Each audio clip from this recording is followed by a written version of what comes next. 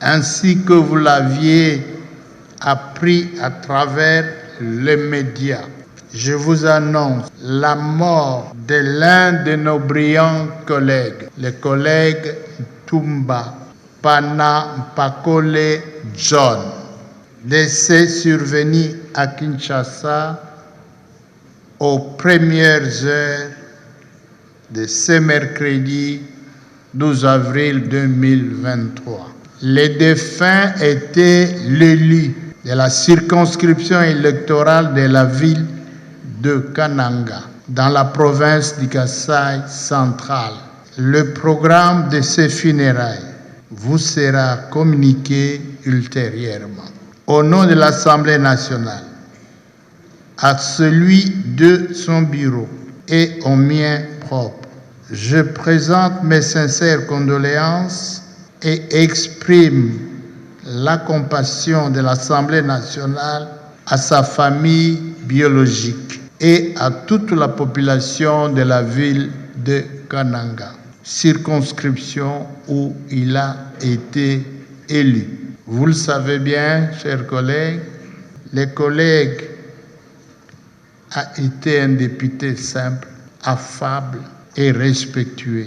Personnellement, le peu de temps que j'ai eu à les fréquenter dans le cadre des réunions de l'Union sacrée, où il représentait sa famille, il m'a surpris non seulement par son éloquence, sa simplicité, mais par le poids des arguments.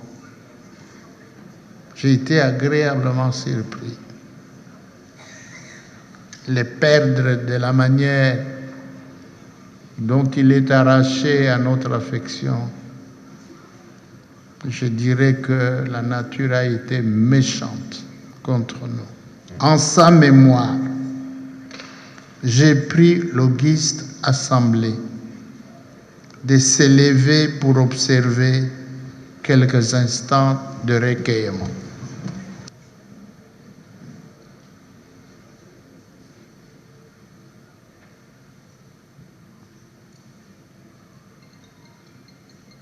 Honorable Président de l'Assemblée nationale, honorables membres du Bureau, honorables députés élus légitimes du peuple, je réponds aujourd'hui à l'invitation et à l'interpellation qui m'a été adressée à travers les réponses que je vais fournir aux différentes questions que vous m'avez posées il y a 48 heures. D'emblée, je voulais apporter des éclaircissements sur des documents que j'ai eu à partager avec vous le vendredi, à savoir l'information concernant l'utilisation de la somme de 43 millions de dollars, 43 560 000 dollars et 43 560 000 et 69 dollars et 20 cents payés par TFM à travers un accord transactionnel signé en mai 2020 pour lequel mes prédécesseurs avaient entamé les négociations et pour lequel les différents paiements ont été effectués, ventilés, répartis le 11 juin 2020, époque où je n'exerçais pas la fonction de directeur général. Je tenais absolument à apporter cette précision et le moment venu, je pourrai toujours communiquer ce document à l'auguste assemblée. La deuxième précision que je voulais apporter au document que j'ai communiqué, c'était concernant la question du renvoi en congé des personnels. Dans la petite brochure que je vous avais distribuée le vendredi dernier, à la page 23, il était repris un tableau qui mentionnait spécifiquement, lors de ma prise de fonction, pour un certain nombre de cadres, les congés non pris par eux et qui ont précédé évidemment ma prise de fonction. Et au regard de ce nombre de congés non pris, et en application de l'article 140, en attendant de régulariser la situation, de façon automatique, la direction des ressources humaines leur avait appliqué des congés allant de 100 à 150 jours ou à 120 jours, mais en aucun cas, ces périodes de congés n'excédaient 6 mois, je tiens à le préciser, et en aucun cas, il ne s'agissait de sanctionner l'un ou l'autre. C'est très important. Vous n'êtes pas sans savoir non plus que, quelques jours après ma prise de fonction, un certain nombre de directeurs de la SNEL ont été interpellés par la justice.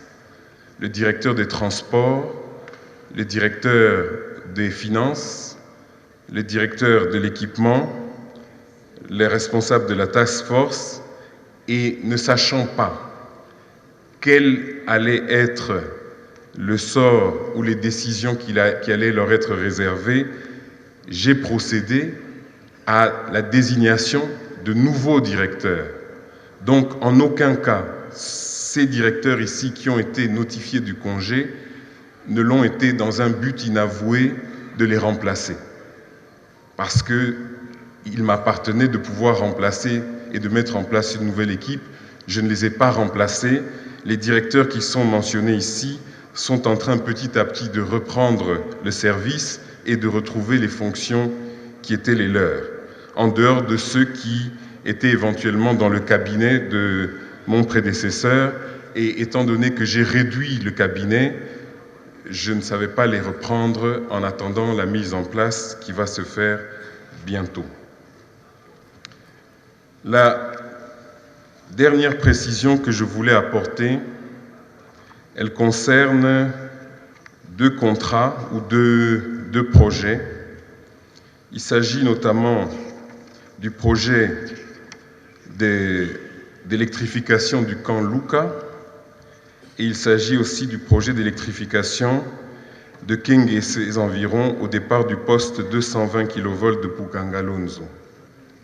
À ce sujet, je voulais apporter la précision suivante.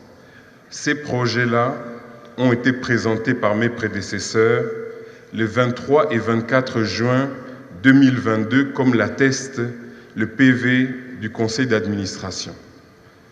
S'agissant du projet de l'électrification de Kenge, le conseil d'administration avait pris la décision suivante, tout en autorisant la direction générale à poursuivre le processus d'électrification de Kenge et ses environs en 33 kV au départ du poste de Pukangalonzo, demande à cette dernière de présenter un rapport préalable à la signature des contrats et de préciser, au regard du coût de ce projet, le Conseil avait relevé l'importance de se conformer aux dispositions limitant les seuils d'engagement financier des organes délibérants de la société telle qu'édictée par l'Assemblée générale de l'État actionnaire. Je tenais à préciser que dans le cadre de l'exercice de ma responsabilité de directeur général, je ne peux pas engager un contrat ou un projet dont le montant est supérieur à 12 millions de dollars sans obtenir au préalable l'approbation du conseil d'administration. Le même conseil d'administration ne peut pas autoriser ou engager un contrat de plus de 20 millions de dollars sans se référer à l'autorisation de l'Assemblée générale représentée par l'actionnaire unique, le ministère du Portefeuille. Dans le cas d'espèce ici, il s'agit d'un projet de 34 millions de dollars pour lequel l'Assemblée générale de la SNEL doit encore se prononcer. Elle ne l'a pas encore fait à ce jour. Et ce n'est pas de la responsabilité du DG d'introduire le dossier à l'Assemblée générale de la SNEL, mais plutôt à celle du conseil d'administration. Je tenais à préciser ces éléments-là. Honorable Président distingués membres de bureau, honorables députés, très chers collègues. Je voulais, honorable président, d'abord dire sincèrement merci au bureau, ainsi qu'à la plénière tout entière, parce que, honorable président, en date du 28 mars de cette année, mon interpellation a été examinée quant à sa forme et à son fond en séance plénière à huis clos. Honorable président, après cet instant-là, mon interpellation a été acceptée par toute la plénière et elle était devenue la cause de la représentation nationale. Honorable président, parce qu'elle a été acceptée quant à la forme et au fond, voilà pourquoi, honorable président, nous avons été très attentifs en suivant tous les collègues députés qui se sont succédés du haut de cette tribune. Également, j'ai examiné, honorable président, par plus de 4 fois les réponses qui ont été données par les directeurs ici présents. Honorable président, je note avec déception que le 2G n'a pas ici présent donné le plan directeur de la SNEL SA ni aucun document stratégique de cette société. J'ai noté, honorable président, que les collègues députés, particulièrement ceux de Kinshasa, ils ont dit du haut de cette tribune que tel que les délestages se font ici, particulièrement à Kinshasa, ne constituent ni plus ni moins qu'une incitation à la révolte du peuple congolais. Honorable président, j'ai noté l'autre idée phare, c'est que tous les collègues ont dit qu'il n'y a pas de vision claire dans le chef du directeur général de la SNEL. Comme si cela ne suffit pas, c'est accompagné également d'une gestion calamiteuse des fonds. Honorable président, distingués membres de bureau, très chers collègues, que dire encore d'autre? Je suis l'homme le plus heureux, honorable président, ce jour, parce que tout ce que les Congolais racontent sur la rue, nous l'avons amené à l'Assemblée nationale pour que la représentation nationale les traite sans sentiment et qu'on ait des réponses à donner à nos électeurs. Honorable président, vous imaginez déjà mon atterrissage. Au vu, honorable président, de ce tableau décevant si haut peint, je voulais, honorable président, demander humblement à la représentation nationale, parce que le peuple nous regarde. Très chers collègues, que je puisse proposer ces petites recommandations, qui ne sont pas petites au vrai sens du terme, qui sont des grandes recommandations parce que le peuple nous attend. C'est ceci, honorable président. Honorable député, chers collègues, que vous acceptiez que nous puissions recommander au gouvernement de la République que soit mis en place un plan de redressement de la Société nationale d'électricité SA. Deuxième recommandation, honorable président. Deuxième recommandation, honorable président. Je reste imperturbable. Que le gouvernement de la République paye toutes les dettes envers la SNEL SA. Troisième recommandation, honorable président. Que tous les directeurs qui ont été mis dehors sans respect des lois en la matière soit réintégré sans délai. Quatrième recommandation, enfin, que dire d'autre que de demander à la représentation nationale d'accepter que nous avons constaté avec nos vues que le directeur de la SNEL SA est incompétent, il est inefficace et que, honorable président,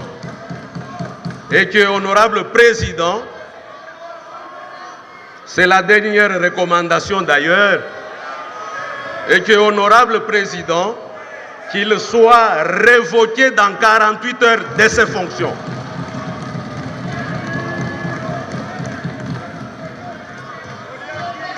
Voilà, honorable président, distingués membres de bureau, très chers collègues, ce sont là les recommandations que je viens humblement demander à la plénière d'adopter. Je vous remercie.